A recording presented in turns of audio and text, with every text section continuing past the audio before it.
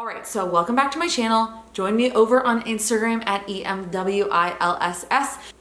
Perhaps you know about this in your own life, and perhaps you are absolutely sick of it because it's a ridiculous part of the dating culture, is this whole culture of playing games. Perhaps you're familiar with it. Like, how long should I take to respond? Like purposely taking 2 days to respond to a text, acting unavailable and mysterious and weird and like you don't care at all. It's like this game that everyone seems to play that seems very popular called Let's See Which One of Us Can Pretend to Care Less About This. Playing games in dating will drive anyone crazy, yet it's something that everybody seems to do. This game that I need to seem busy and uninterested and unavailable in order for this guy to like me more, or if you're on the other end, if you're a guy watching, for this girl to like me more. Why do we want to act like we're busy and uninterested? Because we think it will make the person more interested. He'll think like, oh my gosh, she's so mysterious. She's so unavailable. Like I want to get on her calendar. This is one of the ways that I knew Daniel's in my relationship was the real deal.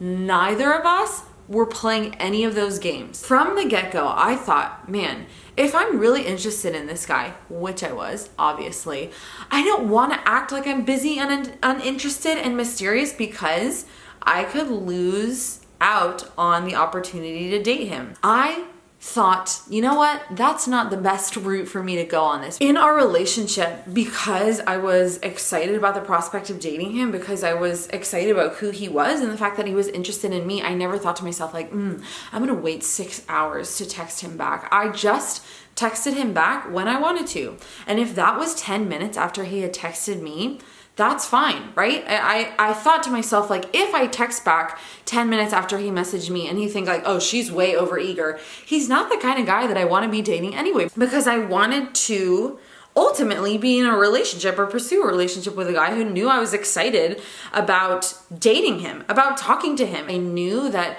if I wanted to build something with this guy, that's like based on something real and based on something of value, that clear communication and just being my authentic self was the way to actually build something that's real. Going back and forth and being shady and thinking, like overthinking everything and trying to be manipulative and mysterious, I knew would not build a foundation for a relationship that was mature, a relationship that was centered in God, in Christ, which is the kind of relationship that I was looking for and that I wanted.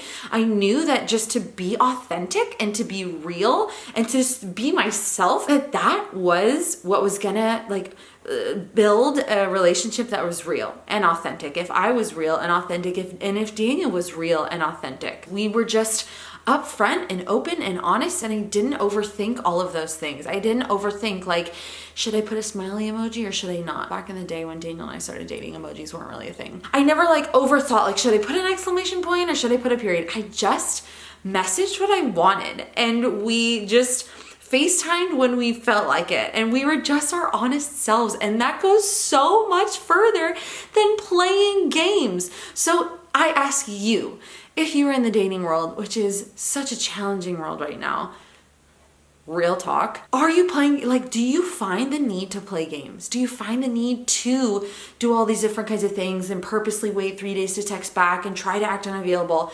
If you're doing that, why are you doing that? What is causing you to do that? Do you think it's gonna get a guy to like you more? Do you think it's gonna make a guy think you're more mysterious, so he's gonna come after you with more intensity?